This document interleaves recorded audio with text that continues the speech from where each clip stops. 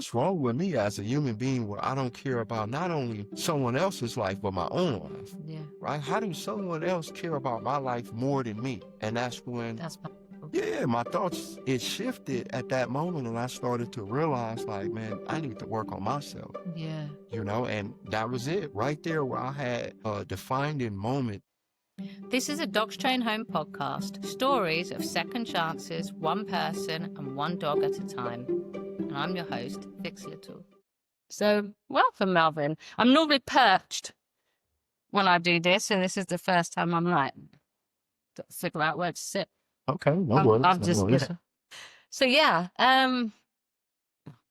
start from the beginning. I suppose, like before you found God, because you never originally, you weren't religious growing up, were you? I wouldn't say I was. I've been to church a few times growing up.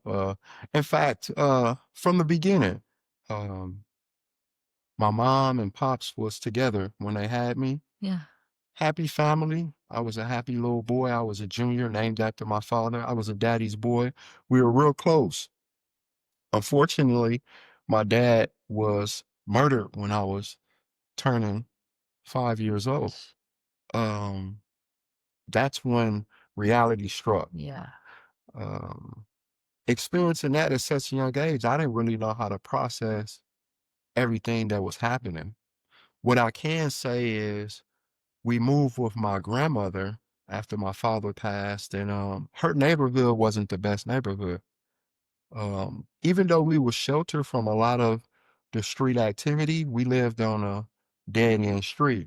So a lot of people hung out on that street, and we was exposed to uh, gangs, drugs, violence, the typical things that I thought everyone was exposed to because that was That our was your neighborhood. world, yeah. Right. Right. So for me, it wasn't odd, Yeah. right? It was common. But I would say once my father passed, I remember my mom taking me to church. Okay, yeah. And So was your mom religious? yeah, my mom, they come from a Southern background where they went to church, Yeah. but while we were there, I remember hearing the Father, the God, the Father, and something told me not to ask the question that I knew the answer to, Right. but I decided anyway to ask my mom. I keep hearing about the Father. I knew my father had passed away, but I just decided, let me ask my mom, where is my dad? Yeah. And at that moment, she said, oh, your dad's in heaven. God took him to be with him. And through that whole conversation, all I remember hearing and holding on to was God took him. So at that point, I didn't want anything to do with God because that's how I processed what she said. God took him. For a 5-year-old, that's so literal. Right. So in my mind, I had hardened my heart and closed off any thoughts of a God. No one knew this but me, but in But you that needed church, someone to blame as well. yeah, I would say that that's a perfect way of looking at it. I had no understanding of what really took place. So it was easy to just say, oh, if God took him, I don't want anything to do with him. Because my dad was literally my best friend, my first teacher. Yeah. And it's interesting that I looked at him as my first teacher because my dad was like very hands-on with me. Yeah. He talked to me like I was just literally a grown adult, and I felt disconnected when he left. I was real quiet. My mom said I didn't do a lot of talking at a young age. And that was the beginning of me being disconnected in a way.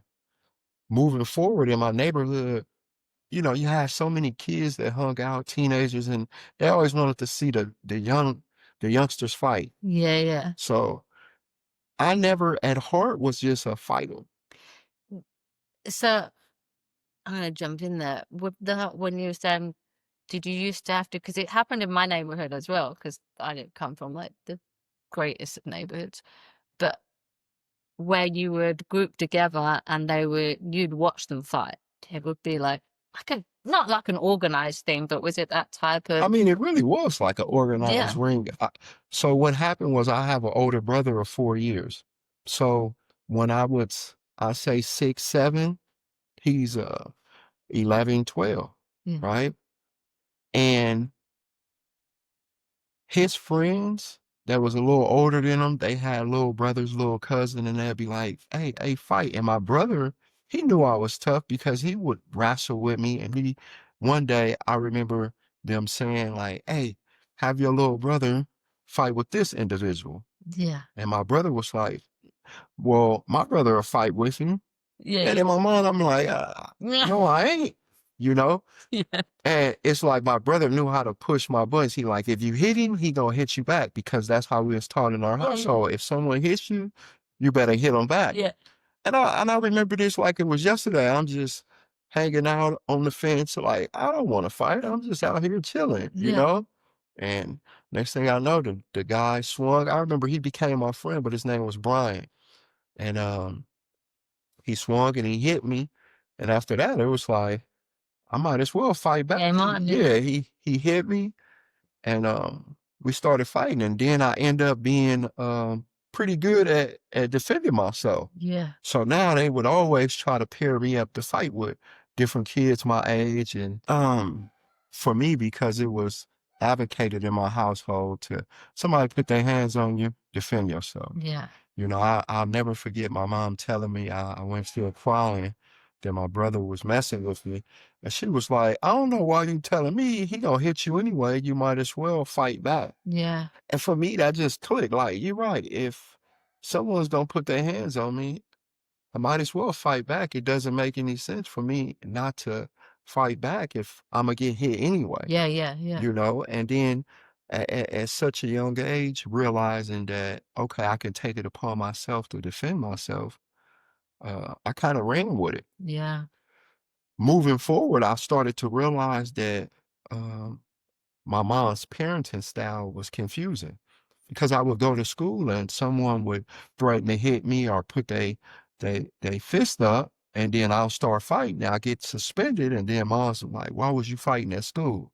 And I'm like, "But thought you told me to defend myself."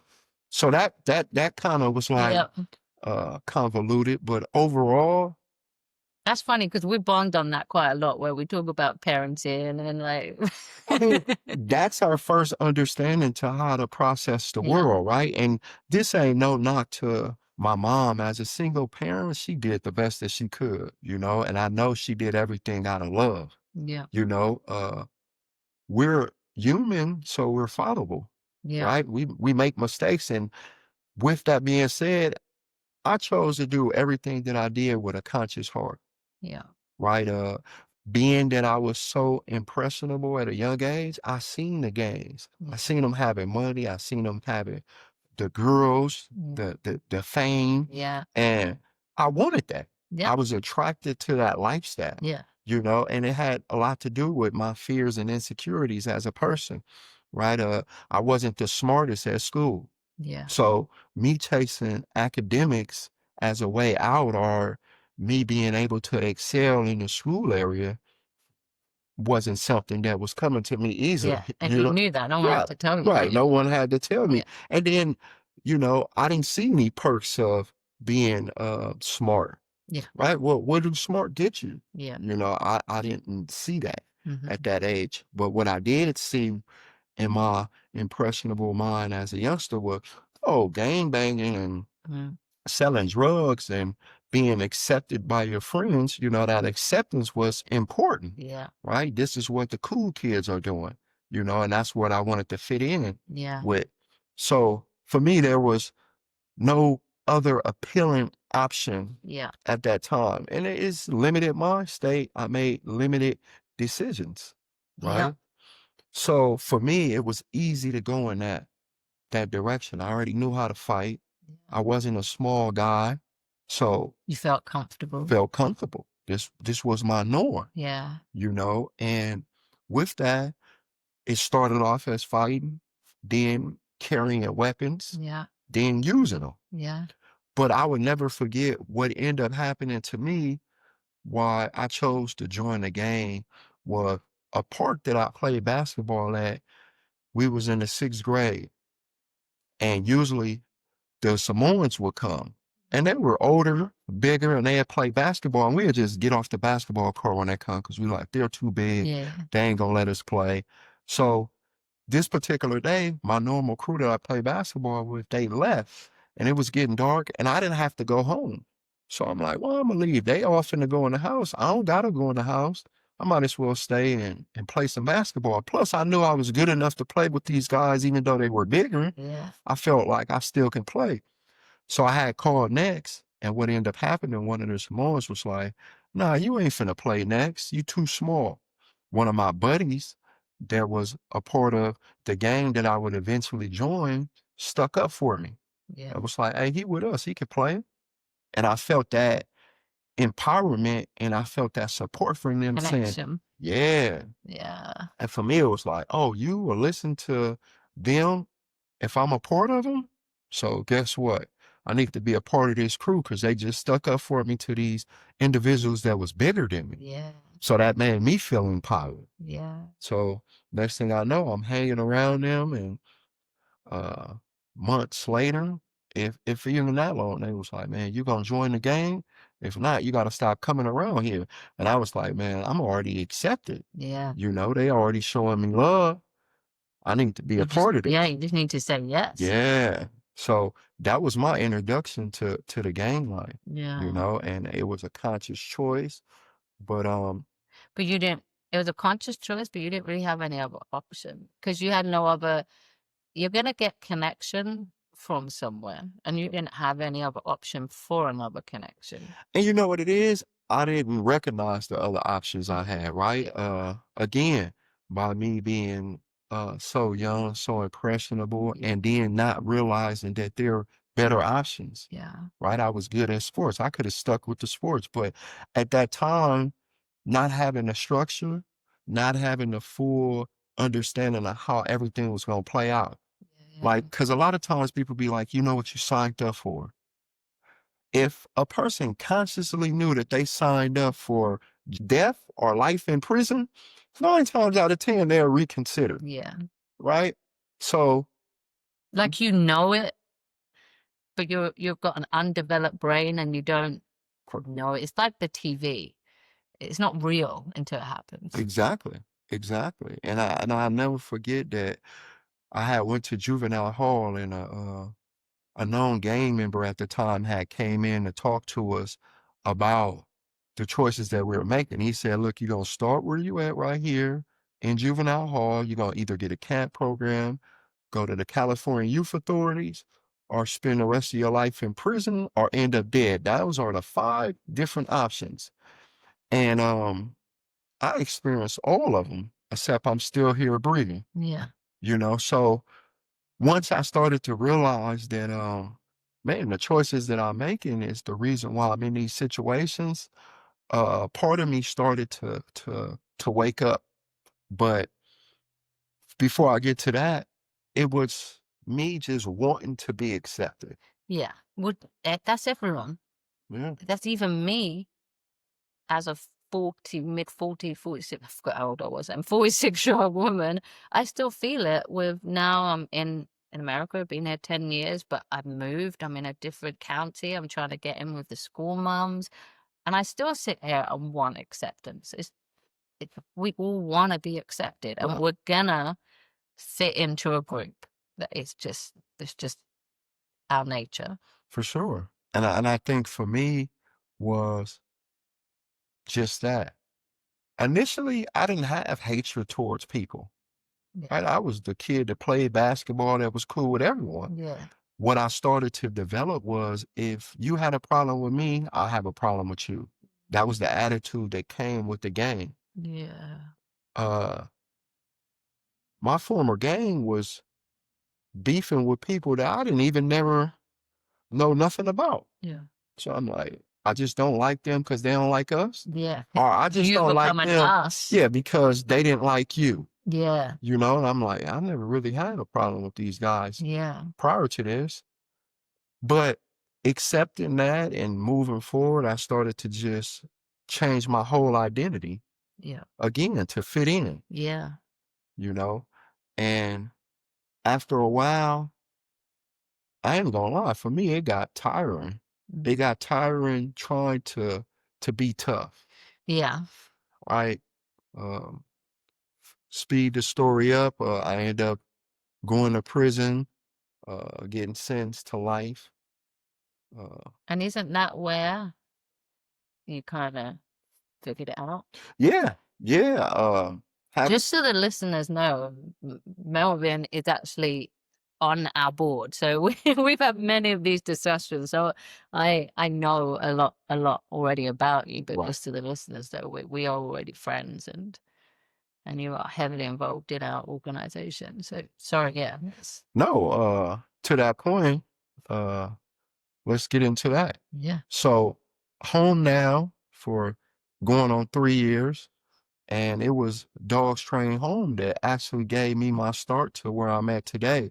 Had it not been for this organization, I don't think I would have been pursuing a life in dog training the way that I am now, starting my own business and everything, because they provided me with my first client.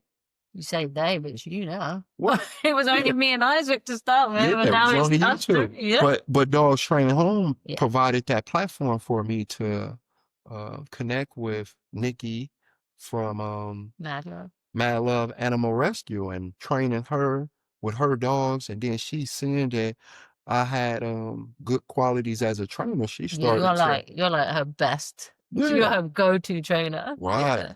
And then she started to give me referrals.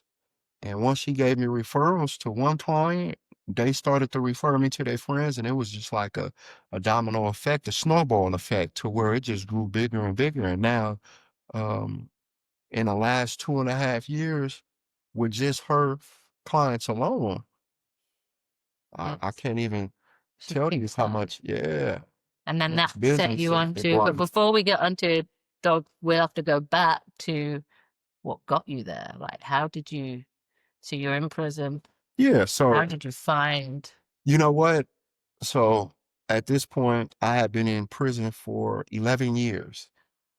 I had been in prison 11 years, bumping my head, doing the same thing over and over and over again. And what was interesting at this time, how old were you when you went in? I was 22 years old, but I had been going to jail since I was 11. I had camp programs where I stayed in So you're a for bit desensitized to it. very desensitized. I've been in the California Youth Authority, YA, for 3.5 years prior to that. Mm-hmm.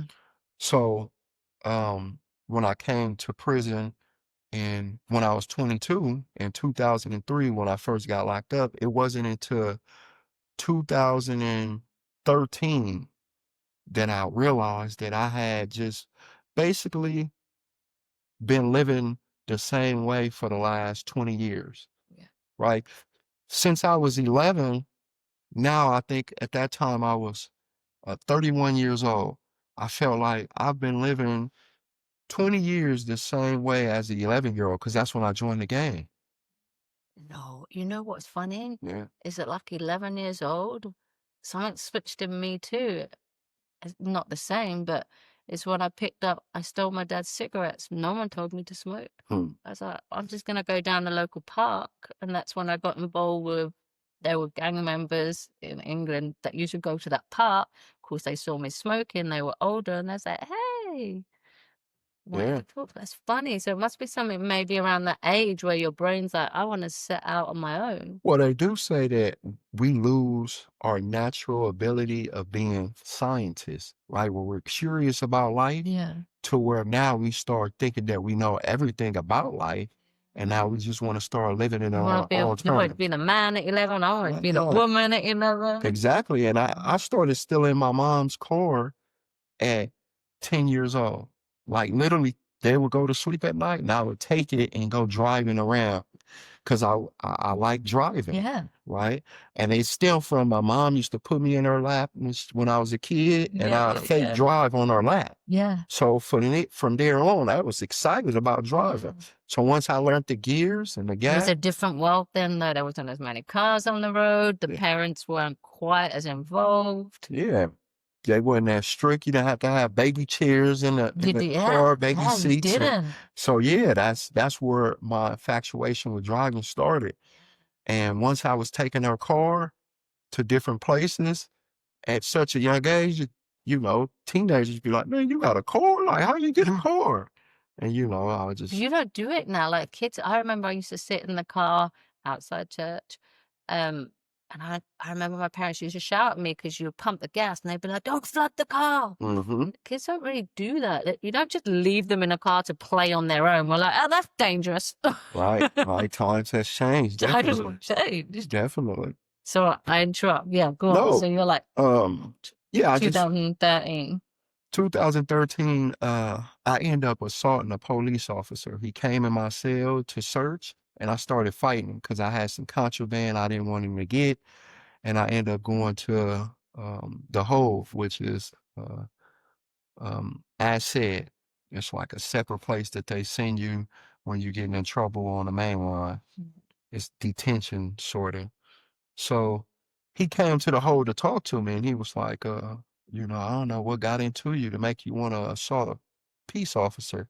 Like, that's the worst thing you can do in prison is, Yeah. try to assault one of us. And he was like, the tower has a mini 14. There's a gun tower that protects everything. And he was like, if what happened in the cell would have spilled over to the tier, he would have used the mini 14. Now I'm oblivious to what he's saying because I'm like, okay, I know that there's a gun tower and I really didn't care. Yeah. And he says, well, that's the difference between me and you. I care about a person losing their life, whether you do or don't. I don't want to have to go home to my wife and kids and say that someone lost their life because they just didn't want me to do a routine search Mm. of their cell. There's nothing in their cell that's worth losing your life over. So when he said this, I was shocked because I'm thinking, I didn't care about your well-being. Yeah, yeah. What would make you care about my well-being? Yeah. You don't know. Yeah. So when he said that, he was like, that's where I'm different. I care about other people's life as a Christian. And he walked off. And when he walked off and he said that, I was like, man, that was different, Yeah. right? I haven't had that experience of someone telling me that they actually care about Yeah. my well-being to that extent in that direct way. So when he walked off, I sat back on my bunk and I was like, what's wrong with me as a human being where I don't care about not only someone else's life, but my own life, Yeah. right? How does someone else care about my life more than me? Yeah, yeah. And that's when That's powerful. yeah, my thoughts, it shifted at that moment, and I started to realize, like, man, I need to work on myself, Yeah. and that was it right there where I had a defining moment to tell myself, like, something's wrong with my thinking, Yeah. you know? And what I did was I grabbed the Bible off the book rack. It came around, I was like, well, let me grab a Bible. And I started to read it. Did you know what the Bible? Because your mom was Christian. Yeah, so my family was believers, My brother had walked up when we was kids and got baptized, and I remember wondering, like, "Man, where are you going? What are you doing?" Yeah. And I think I was like 8 and he was 12, but I remember as good as man, my memory recalls, he literally walked up there and the pastor asked him, "Man, uh, what made you come up here, young man?" He said, "'Cause I wanna give my life to God," And I Mm. was like, You know, I'm not taking my life. yeah, I was like, what is he doing?" But, I remembered that, and what was powerful was I was talking to my brother around this time, and I remember he told me while I was on the journey trying to find my true authentic self, he told me, he was like, I had called him from prison. I'm like, how you doing? He's like, man, I'm doing good. Right now, I'm really on a journey to find my true authentic self. I'm kind of feeling a little lost. And out of nowhere, I said, well, how about you start with knowing that you're a child of God? And I don't know what made me tell him that, but when I got off the phone and walked back into my cell, I sat on my bunk. I said, man, why would I tell him, remember that you're a child of God? Like, start there. Like something, Yeah. I knew it wasn't me. It was more of the Holy Spirit that was guiding me to use me as a vessel for him to say that. But when I sat back and I said, I don't know what made me tell him that. Then I thought about it. I was like, well, he did give his life to God when he was a kid. So he is a child of God. But in that moment, what shocked me was if you telling him how to find his way, How about you find your way the same way, Yeah. right? Just like he's a child of God, you can be one. Yeah. And the Bible talks about the word being a double-edged sword. So the more that you speak it to someone else, you actually are speaking it to Yeah. yourself. Yeah. So at that moment, it like clicked for me. If I want to know who I am, I first must realize whose I am. Yeah. And for me, that made sense because in prison, they give you all these books about your history. As a black man, you come from here, you come from here, and you really don't know where you come Yeah. from, Yeah. right? You like, I don't know what tribe I was a part of, where. So for me, what simplified it was to start with the Bible. If I Right start at the with that beginning. right at the beginning, Adam and Eve, if Yeah. that's where Yeah. I know I come from, now I know what I need to know to move forward. You know, the acronyms for Bible is basic instructions before leaving Earth. I've never thought of that. I love that. You Yeah, so I'm like, all right, if I get some basic instructions, here's your then manual. Here's your manual. here's your Good to go. manual. And a lot of people be like, life don't come with a manuscript. But once I realized it really does, Yeah. it really does. And the power of that was I recognized that the problem of my heart, no, how do I remember saying it? I said the heart of my problem was the problem of my heart. That was the heart of my problem. I needed a heart change. Yeah. You know, so once I realized that everything that happened to Have a me, change of heart. have a change of heart, and that's when, because I believed in the power of reversal, right? The principality of reversal or the principle of reversal. Hmm. I understood the principle of reversal. Anything that happened to you that you done to put yourself in this situation, if you change it, you can change your situation. Yeah. Yeah. Yeah. And that's literally what I did. Everything that I knew that got me in prison, I changed it. Every single thing. The games, the thought process, the way that I talk, the way that I carry myself, Yeah. everything had to change because if everything changed, then there was no reason to keep me in these chains. That's right. And how old were you then? So I was 32. Mm. I was 32 and what ended up happening, A 10 years, while. it took, and it's still times where I have moments of relapse, Yeah. right? In my thinking, even Like my we're human. actions, yeah, Yeah. we're human, Yeah. right? So it's progressive. It's a lifetime of just working at it.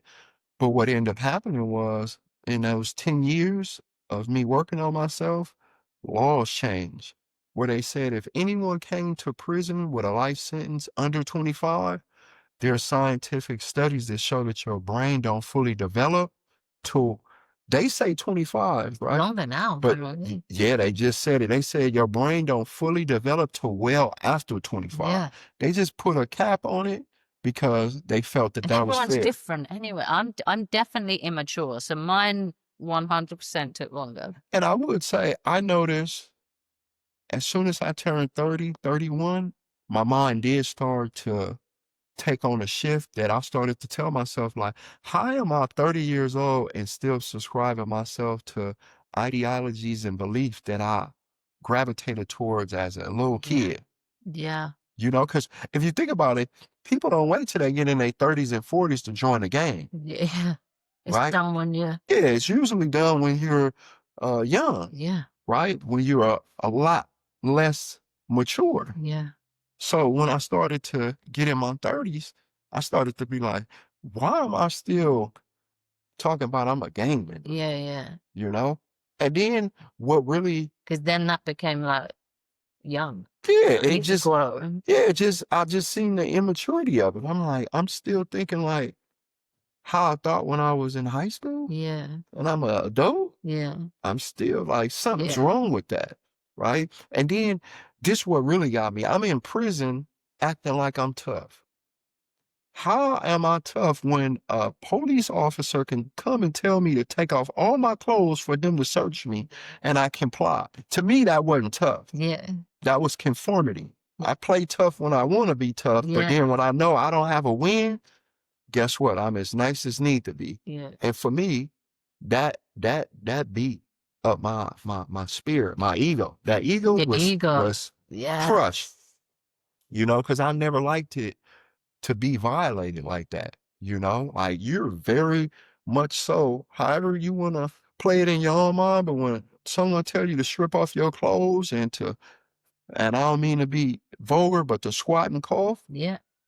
that's demoralizing. Yeah. And for me, I said, you know what? In order to change this, I got to get out of prison. Because that's the only way that I'm gonna be able to have the dignity that I want, where Yeah. someone can't come and tell me to do these things that feel demoralizing. Yeah. So for me, at that moment, I said, you know what? Um, let me back up because I'm actually getting ahead of myself when I chose to change my life and tell myself, you know what, I need to make an outer confession to an inner feeling that I want to give my life to God and change from the way that I've been living and the things that I've been subscribing myself to. It was 2016 when I made that decision. And I told my friends, man, you know what, I'm walking with the Lord. I'm becoming a man of God. And I don't want to have these gang tides. And they was okay with it because they looked at me as someone that he's lived that lifestyle. He was fully committed, and if he want to do better, let him do better. And a lot of them was like, "Yeah, you're just going through it right now. This Yeah. is just temporarily, you So know." did you have to ask someone to leave? You know what? It wasn't that structure where I had to ask someone to give me permission to change my life. It was more of a I just had to have a conversation with my immediate crew Mhm. and tell them what I was choosing to do for the betterment of me Yeah. as a person. And because they have respect for you? Right. And because they knew that, you know what, this guy, he ain't done nothing that he wasn't supposed to do. They allowed me to function on the yard as a man that was just looking for himself to do better. Mm. Yeah, they was okay You're with it. not disrespecting them, you're just saying, "Look, I'm choosing to do something else now. You'll Right. get there in your own time if you do."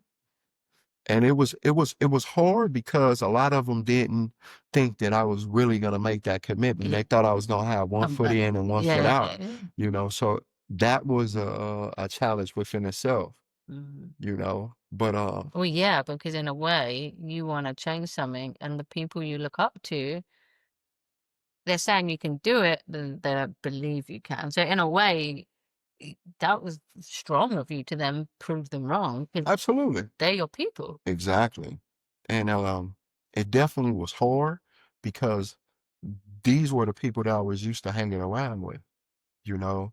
They were doing the things that I was used to doing. Yeah, So now prison had become super foreign to me.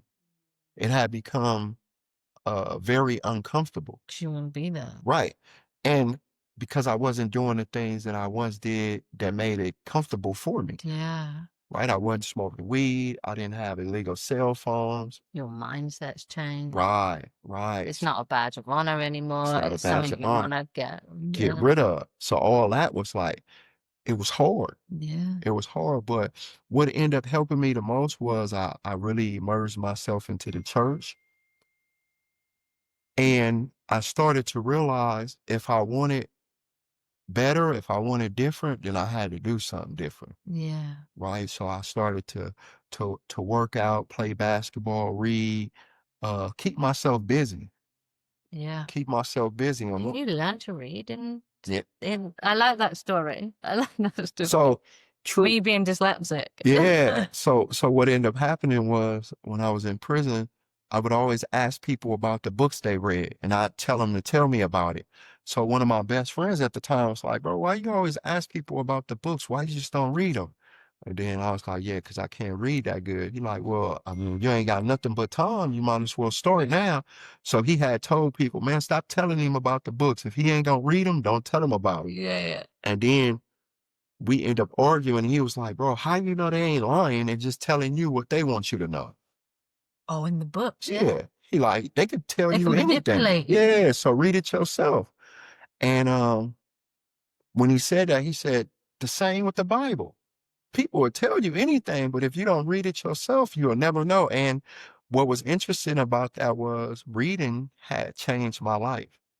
It changed my life because it challenged my thinking. Yeah. Right. I started to read other authors' books and perspectives. And I'm like, man, I never I never heard it like that. One of the books that really opened my eyes a lot was the autobiography of Malcolm X.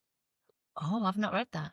Yeah, because I seen him progress. Yeah. You know, he was Detroit Red, you know, he was a pimp, he was a hustler. Oh, yeah. And then he kept elevating. Yeah. As a person, you seen him pulling off his hats, right? He put on this hat, you know, and once he became a man of belief with purpose, you seen his whole demeanor change. And now he had conviction, right? He had a purpose as how can he make himself better and the people around him better. And I was like, you know what? That's a good, noble cause to be a part of.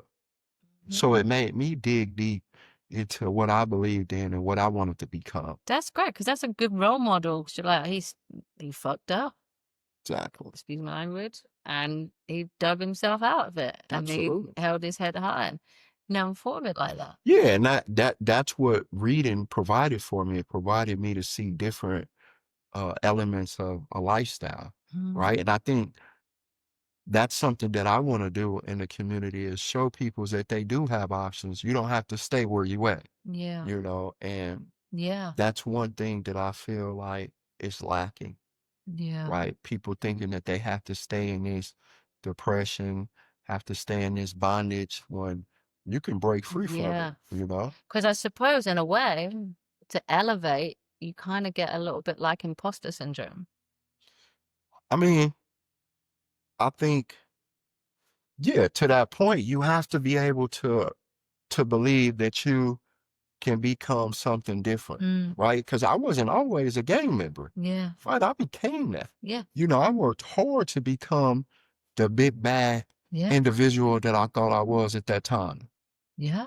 So I told myself if I put in the same work to change, You can do it there. I can do it the other way around. And what I realized was the more I read the Bible and I seen that it's a scripture that says, as the heavens are higher than the earth, so is God ways Yeah. higher than ours. Yeah. So that made me realize, like, okay, there's someone higher than me that I can answer to. Because at first, I was the type of person where we're all on the same playing field. Mm. You got a brain, I got a brain. Yeah. You make the rules up for you, I make the rules up for me. Nobody can tell me that my rules are not the ones that I want to follow. I Yeah. used to always say, like, I didn't pledge to this allegiance. Yeah. Yeah. Like I didn't tell America that I was gonna abide by their rules. Like you Yeah. can't make me look at things the way that you see them. Yeah. You know, if I want to run this red light, who are you to tell me? Yeah. I didn't realize that rules were only put in place for the betterment of everybody, Yeah. you know? And because I wasn't thinking about everybody else, not even myself, I didn't understand how important rules and regulations was. Yeah. Yeah. So once I started to walk with the Lord and I seen that he had rules. Everyone needs rules, otherwise Right. everyone's gonna make their own up and no. Yeah. And to me, it was like just something like the Ten Commandments, thou shalt not kill, thou shalt not steal.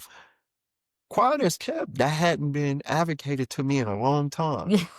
Right? Hey, wasn't nobody telling me that I shouldn't hurt someone. Yeah. So when I would read it, I'd be like, wow, I ain't heard this in a minute. Right.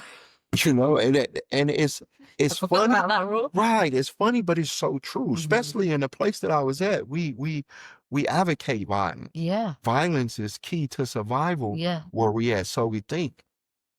So Yeah. when I'm reading this, it was kind of like the best way I can describe it is say the Ten Commandments is a straight line. Mm-hmm. When I stand next to it, I can see how crooked I was really Yeah. leaning. You know, it was just like that. Like I can see, because I don't agree at that time, I didn't agree with none of that. Yeah. You know? So for me, it was like if this is the marker and I want to get somewhere, I guess this is what I gotta Yeah. conform to, you know? Yeah. And the more that I done that, took on God's way and his perspective, it benefited me. It was another scripture that I would recite to be swift to listen, slow to speak, and slow to wrath. Yeah. For the anger of man does not produce the righteousness of God. Right. And that verse really helped me because I was quick just talk, Yeah. right? I ain't listening to nothing you saying, and I'm gonna get super angry, Yeah. right? And once I realized that anger didn't produce the righteousness of God, I started to examine myself and realize it was another verse that said, "Be angry, but do not sin. Meditate on your bunk and be still." And that spoke to me. Take a second. Take a second, right? And then what was interesting, it was saying, because I used to try to suppress my anger, Yeah. and Which that'll is a just make feeling. You can't, yeah. right, and that'll just make me blow up more. Yeah. So once I realized it's okay to be angry, but it's not okay because you're angry to break somebody's neck. Yeah. Right? You can be angry, but Yeah. that don't mean that you let your anger dictate your actions. Yeah. So I started to realize like, okay, anger is an emotion, it's not a behavior. Yeah. Just because I'm angry does not give me the right to be able to hit Yes. someone. Yeah. And I didn't again, I can honestly say my favorite Marvel character was Bruce Banner, the Incredible Hulk. Oh, Right? And I used to look at that and I used to be like, Incredible that's Hulk, me. he's not upset. He's not wrong because you made him mad and now he want to smash something. Mm-hmm. So I identify with that Yeah. behavior and I used to blame everyone else for my actions. Yeah. If you upset me, you earned this. Because you knew how I was going to behave. Right. But it was also never taught to us. Like That's I true. teach it That's now. true. Not everyone teaches this, but I teach it to my kid now. If he's getting frustrated, like this morning, I say, "Stop!" He's hitting the sofa because he can't get his arm out of his t-shirt. I'm like, "Is that helping? Is that helping?" He stops. He looks at me. I'm like, "You have to change this. You have to change your energy."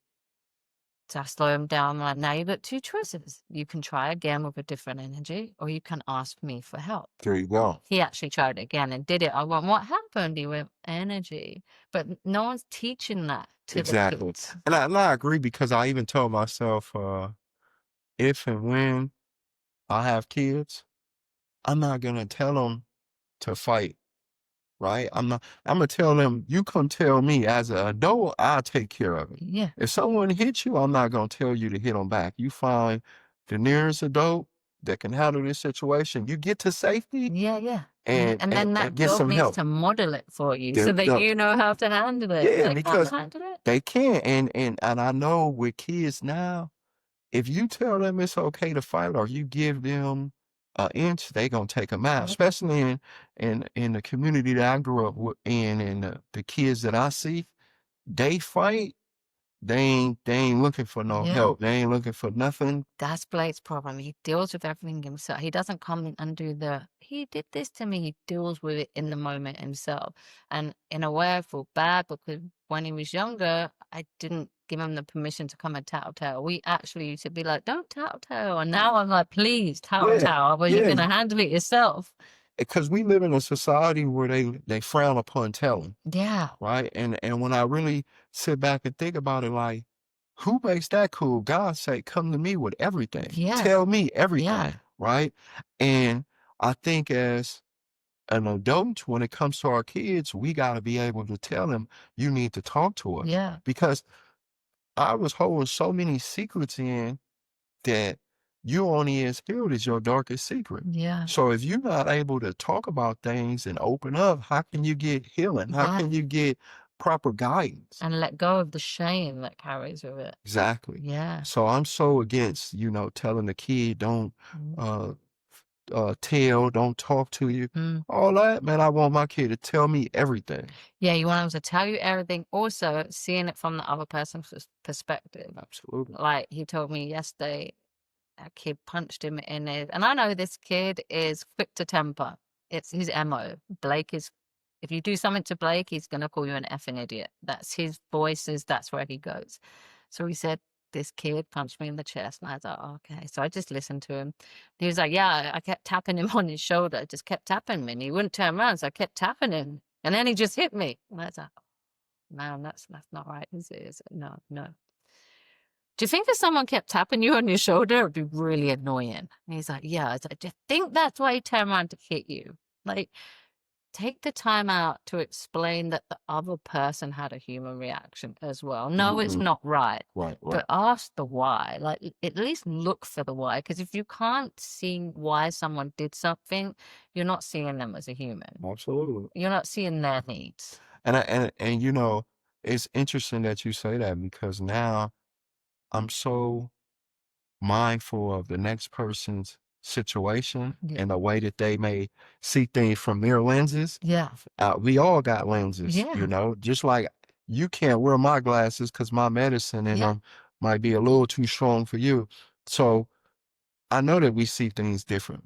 Yeah. You know, we have different perspectives. So I definitely am always trying to see things from other people's point of view. Perspective. Yeah. Which is nice because this brings it back to the dogs because you've got to see it. They have, I'm pointing over there because Blue's laying down. You've got, Marvin's got a dog here. Blue has a different perspective. Yeah. And what's interesting is we don't talk dog, Yeah. right? As much as we want to think that we understand our pets, it's a lot to, you know, working with Yeah. them. I've learned so much from working with dogs. It's like they help me on a day-to-day basis. Yeah. You know, they help me regulate my feelings. Because before you work with a dog, as trainers, we always tell our clients, check in with yourself. How are Yeah. you feeling? Yeah. Because dogs read energy Yeah. and they don't respond well to certain emotions, Yeah. anger, Mhm. worry, anxiety, self-pity. Yeah. They don't respond well to those type of emotions because they want someone who's stable. If they're going to follow you as a pack leader, they need to know that you have stability, Yeah. right? And they can read energy. If you're angry, you may not even be angry at them. You may be angry because, Oh, yeah. My kid, Eli's off. right, somebody done something that offended you and upset, and you can be telling them, come here. And they're like, I'm not coming by you. Yeah. I don't like the way that your energy is right Yeah. now. You could be telling them to sit. And you don't realize, like, your energy is what's making them uncomfortable. They usually sit. 9 times out of 10 today, they looking like, no, you Yeah. know? They're like, I don't know why I don't want to sit, but this is icky. And knowing like the umbilical cord, I mean, the leash, I Mm. like to tell people it's like an umbilical cord. Yeah. However you feel is transmitted through that leash to them and they feel that. Yeah. So working with them has been something that's very therapeutic for me, Yeah. right? Which is why you started. God's first So dog it's training. because that it comes in line with what we're talking about before you pick up the leash. You've got to be good with yourself. So explain the theory behind that. So for me, my company, God First Dog Training, when I was in prison, I became a part of a dog program called Positive Change. And the first thing I asked when I was in the program was, why does dog spell backwards spell God? I'm Yeah. like, there gotta be a connection. And I used to just pray and ask for like revelation and understanding of that. And what I learned was one day I was stressing out and I was like, you know what? I think I know why dogs spell backwards is God because they show unconditional love, Yeah. right? They are the most happiest when you walk in Yeah. the room, right? They're super cheerful, but um, they don't judge you, At all. right? They don't care what you've been through, what you done. If Mm. you show them love, they showing you Yeah. abundance of love, right? And then they don't hold grudges. You can yell at them, and then the next few minutes you be like, "Come here, boy." Your energy change, and they be like, "You know what? I'll forgive you." Right? You heard me They say, come here, boy. Is that really? I'm yeah, joking. they be ready to come. Hmm. So I started to see that, and God was like, "That's the same way my love is, unconditional. Yeah, I love that. It's unconditional." And that's why people say dogs are man's best friend. I created this living creation to show you my image through 'em. Yeah. That's what I learned in prison because I didn't have someone visiting me every weekend showing me love. They left these dogs here for weeks on end. And God was like, see what I brought in here to show you love, to show you that you have worth, you have a Yeah. purpose, right? So we was training the dogs for 16 weeks to get adopted.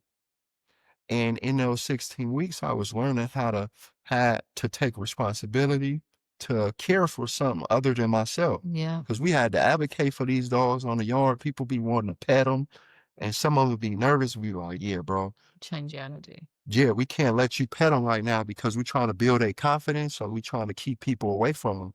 And dudes don't be wanting to listen. They like, man, I'm finna pet the dog regardless of how the dog may feel. Yeah. And I'm like, you got to think, if you was a human and you was around aliens and the aliens just wanted to keep petting you and touching you, and you like, bro, I know this alien, but I don't know all these other aliens. Yeah. Can you keep them from touching me? Yeah.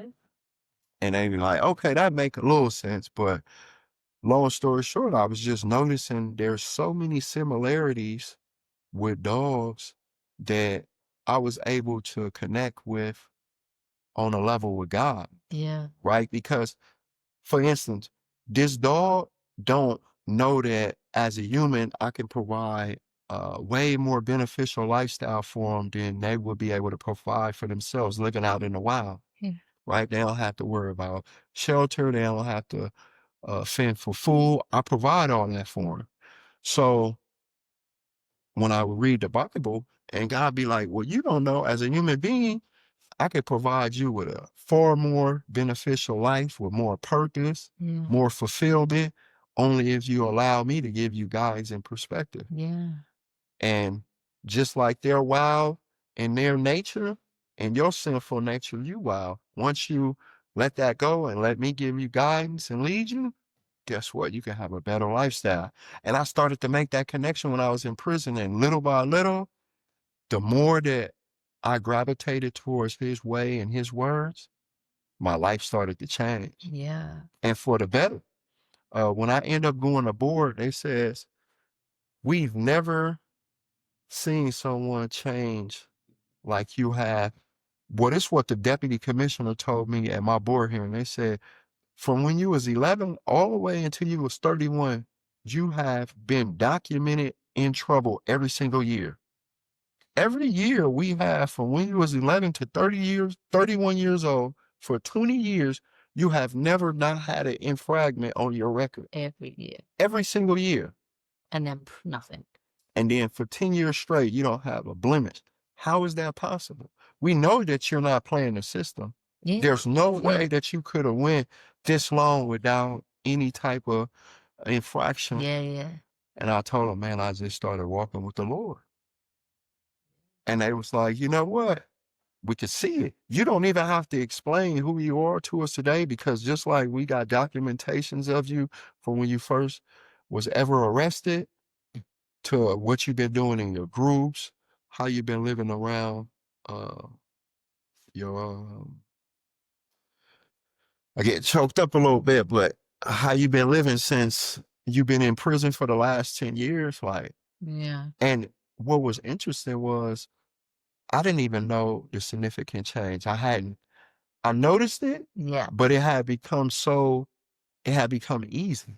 Normal. It had become super normal, because people would be like, man, that's a man of God right there. That's a good dude. Like, leave him alone. He on the, because I still work within my community. Yeah. Right? I always would try to uplift people and here was my spiel to everyone. I said, listen, if the door's open right now to go home, would you walk out of here or would you stay here? They were like, what kind of question is that? I'll go home. I said, you got family, you got kids, you got a wife, you got a mom, a dad, you got brothers and sisters that love you out there. I said, the only difference is I'm willing to do what it takes to get out of here. Right? I'm not willing to keep putting my life on the line for a belief that I don't believe in. This game, criminal lifestyle, to me, it's not worth it. Yeah. And it was like, man, we respected you. It's not serving. It's not serving me any purpose. And I've been there, done that. Yeah. And they'd be like, man, we get it. I said, why would you condemn me for wanting to go out and be with my family? Yeah. Right? And where I was able to make sense to them, where it really got tricky for me, because I was working in a program office in prison. That's like the Pentagon out here, Right. right? Yeah. And in prison, that's frowned upon. You don't supposed to be working with the police. Yeah. One of them. Yeah. So I had to explain to them, I says, to one of the biggest drug dealers, politicians on the yard, I said, look, bro, you know what kind of lifestyle you live in prison, right? You know that you're getting people stabbed, you're selling drugs, you're doing all this stuff. I said, but me and you don't have dealings like that. When I talk to you, I talk to you about the word of God. I talk to you about positive lifestyle, working out. We have healthy conversations. I said, but when the police see me talking to you, all they do is say, what is Melvin talking to this inmate for? Right? What do them two have in common? So now they say he must be selling drugs right along with him, but trying to use his religious cloth as a shield. But me and you, we know that's not true. We know that you've even come to me and told me to pray for your niece because she has cancer. She has leukemia. One of the guys' niece had leukemia. I said, so we know that we have a positive relationship. I said, now look, with the police, when you see me talking to them, that don't mean that I'm telling them your business because I don't even know your business. I even tell you, don't tell me nothing illegal you're doing because I don't want to get caught up in it. But you see how you could pass judgment on what I'm probably doing, but really it's nothing like that. And once I was able to make that connection to the people in the yard, they was like, oh, we get it. But these wasn't things that I had sat back and thought about. It was kind of like God was giving me words to As you're in the moment. because dudes would be like, man, what you up in there with the police for?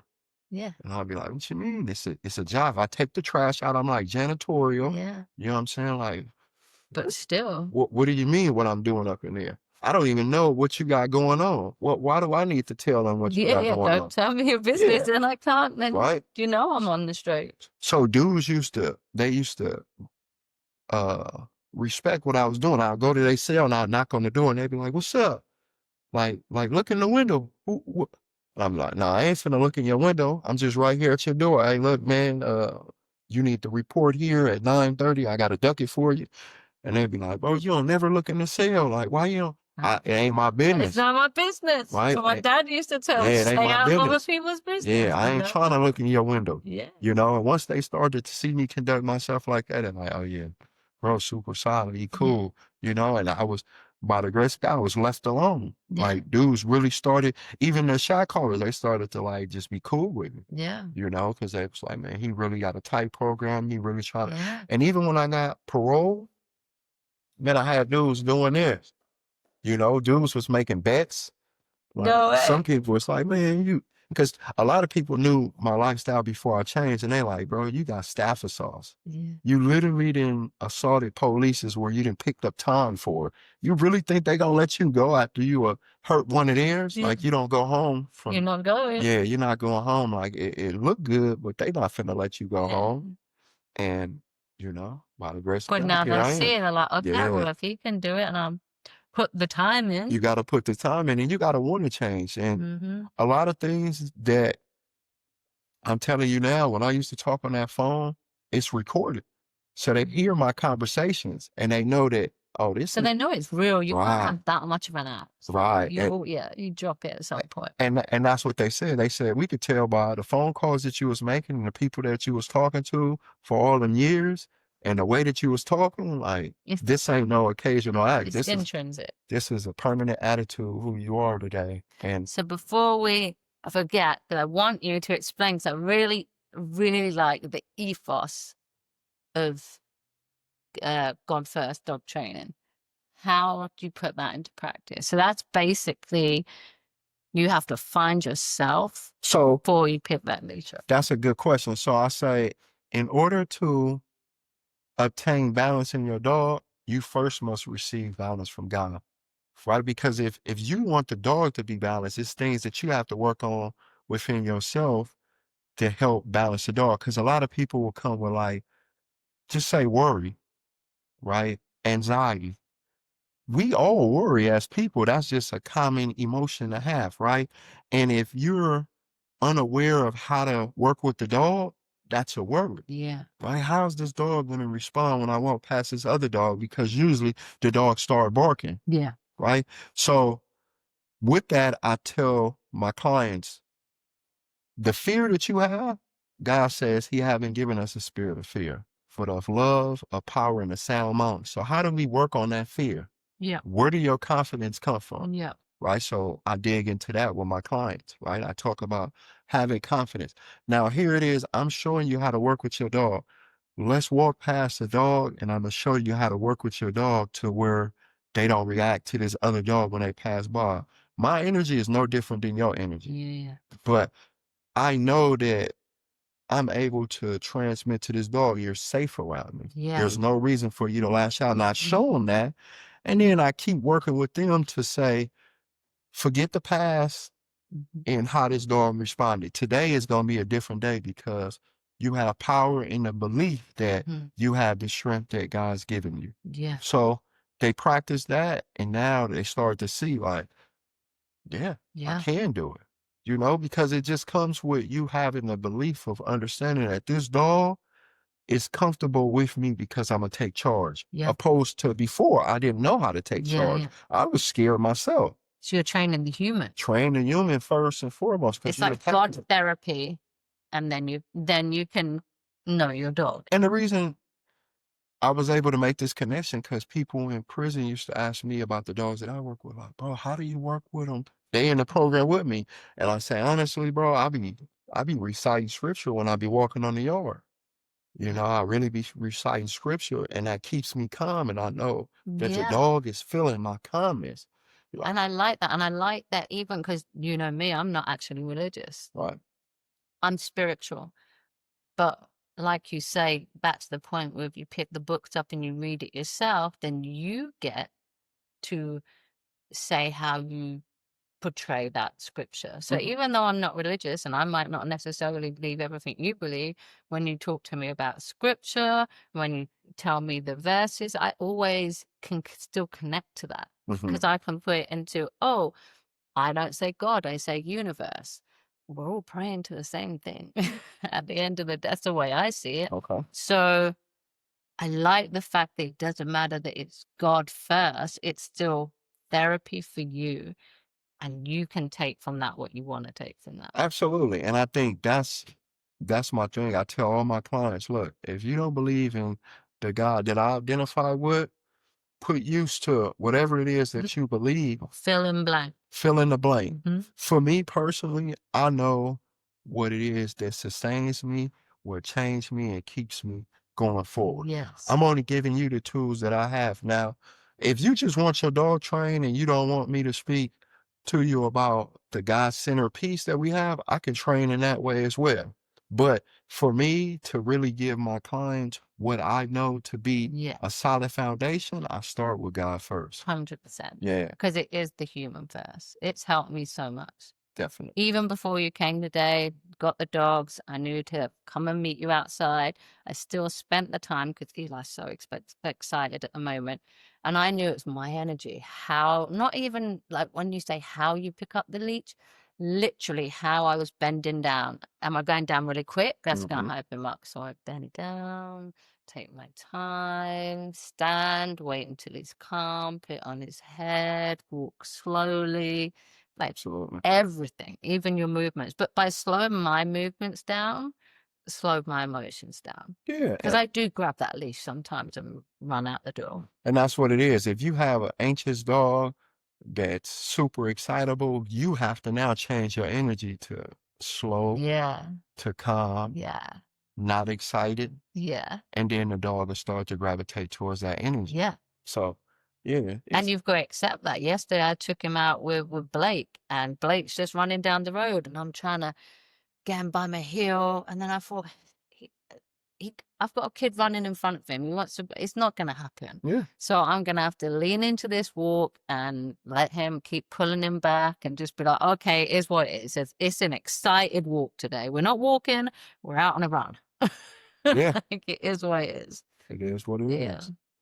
Well, I've really enjoyed everything today, and I'm really excited to get you back on. We're gonna do another one, me, you, and Isaac. Okay. And we can talk to everyone about the rise of Dogs Train Home. There you go. But There you go. it's been really eye opening and beneficial because I don't think enough people really understand what it takes to go from where you've been to where you are now. And I think a lot of people sometimes hear, "Oh, I found God in prison." They think everyone's doing it. Right, right, right. But like you say, everyone can do it. Yeah. But whether you're doing it for the right reason shows. And I would say you can go to one extreme to another, but I think the difference is not giving up on your belief, Yeah. right? And not looking at it as a momentary thing to gain, but a lifestyle to sustain, Yeah. right? This is a lifestyle that I practice Yeah. each and every day, you And you know? can't fake it. You shouldn't fake it. You First of all, shouldn't. because in anything, we know what fake does, Yeah. right? It Anything comes that's out. fake doesn't sustain, Mhm. right? So if you really want a solid change in your lifestyle, you got to go through that. I call it a short-term pain for a long-term gain. Yeah. You know, you have to, but you will see the benefit in it. Yeah. For all the fights that I passed in prison, got me to where I am today. So now I realized out here, I don't have to fight to get to where I want to get Yeah. to. You know, I'm talking about physically, Yeah. Yeah. you know, get into fights to get where I want to get to. Mhm. You know, so man, the lifestyle of walking with God is far more beneficial than you can ever even imagine. So I love it. that's my story. Thank you for having me. It was a No. pleasure. Yeah, thank you. And I'm sure we're going to be sitting in our local coffee shop because me and Melvin have lots of deep conversations like this. So, Oh, for sure. and then we can all come here and tell everyone else our deep conversations. Straight up. We need to do one on kids and dog training. Kids and dogs. That's another topic. They're the Yeah, same. They're the definitely same. another topic, but a great one at But that. no, thank you so much. And yeah, it's been good. And we'll see you on the next one. Thank you, everyone. Follow Dogs Train Home. It's definitely a worthy cause, and we Yep. have more coming to y'all. More on that one, definitely. Thanks. You've been listening to a Dogs Train Home podcast where every story reminds us that second chances are real.